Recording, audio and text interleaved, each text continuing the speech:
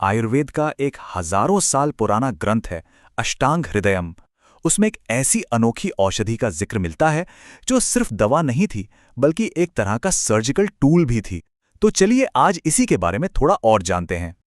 इन प्राचीन पन्नों में ना एक बहुत ही पावरफुल इलाज का तरीका लिखा हुआ है, जिसका इस्तेमाल सदियों से होता आ रहा था। तो ये है क्या? इस ग्रंथ में इसे क्षार का नाम दिया गया है और इसे कई तरह के इलाजों की रीढ़ माना जाता था। तो सबसे पहला सवाल, आखिर ये क्षार है क्या चीज? जैसा कि यहाँ लिखा है, ये बेसिकली कुछ खास मेडिसिनल प्लांट्स की राख से बना एक बहुत पावरफुल एल्कलाइन सब्सटेंस है। तो आज हम क्षार की इस दुनिया में क्या-क्या देखने वाले हैं? पहले तो जानेंगे इसके दो रूप, फिर देखेंगे इसे बनाने का तरीका, इसका इस्तेमाल कहाँ-कहाँ होता था, क्या-क्या सावधानियां जरूरी थीं, और आखिर में बात करेंगे प्राचीन चिकित्सा की इस विरासत पर। अच्छा, सबसे इंटरेस्टिंग बात पता है क्या है? इस ग्रंथ के हिसाब से क्षार को दो बिल्कुल अलग-अलग तरीकों से इस्तेमाल किया जाता था। और ये डिस्टिंक्शन वाकई में कमाल का है। देखिए, एक था प्रतिसार्याणीय क्षार, जिसे स्किन की बीमारियों या पाइल्स जैसी बाहरी दिक्कतों पर लगाते थे। आप कह सकते हैं ये एक तरह की केमिकल सर्जरी थी। और दूसरा था पानीय क्षार, जिसे पथरी या पेट के कीड़ों जैसी अंदरूनी समस्याओं के लिए पीने को दिया जाता था। तो सवाल ये उठता है कि इतना पावरफुल क्षार आखिर बनता कैसे था?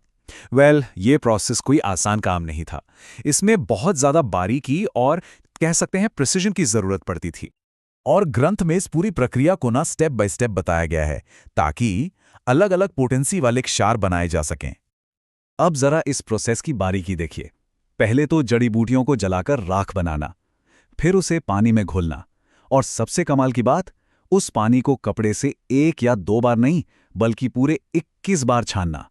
जाहिर है, मकसद यही था कि क्षार एकदम प्योर और पोटेंट बने। तो ठीक है, क्षार बन गया। अब देखते हैं कि इतनी मेहनत से तैयार इस क्षार का इस्तेमाल आखिर किन किन बीमारियों के इलाज में होता था। तो ये लिस्ट देखकर ही अंदाजा लग जाता है कि इसका इस्तेमाल कितने बड़े पैमाने पर होता था। मतलब बाहरी स्किन प्रॉब्लम से लेकर पाइल्स और फिस्चुला जैसी तकलीफें, और तो और पेट के ट्यूमर से लेकर पथरी जैसी अंदरूनी दिक्कतों तक क्षार को एक तरह का मल्टीपर्पज इलाज माना जाता था। लेकिन एक मिनट, ये कोई जादुई दवा नहीं थी जिसे किसी को भी दे दिया जाए। ग्रंथ में बहुत साफ साफ ये भी लिखा है कि इसका इस्तेमाल कब और किस पर बिल्कुल नहीं करना है। और ये बात बहुत ज़रूरी है। मतलब उस दौर के चिकित्सकों को इसके खतरों का भी पूरा अंदाजा था। इसीलिए बच्चों, बुजुर्गों, गर्भवती महिलाओं या जो लोग कमज़ोर होते थे, उन पर इसका इस्तेमाल सख्त मना था। ये दिखाता है कि पेशेंट सेफ्टी को लेकर उनकी सोच कितनी एडवांस थी। अब हम आते हैं सबसे अहम हिस्से पर। ग्रंथ के आखिर में क्षार को सिर्फ एक दवा नहीं, बल्कि उससे कहीं ज्यादा बताया गया है। इसकी तुलना उस जमाने के दूसरे मेडिकल टूल से की गई है। इस श्लोक पर जरा ध्यान दीजिए। इसमें साफ कहा गया है कि क्षार सर्जरी के औजारों और आग से भी बेहतर है। क्यों? क्योंकि ये एक ही साथ काटने, चीरा लगाने और खुरचने तीनों काम करता है, और साथ ही शरीर के तीनों दोषों को भी शांत करता है। मतलब कमाल है।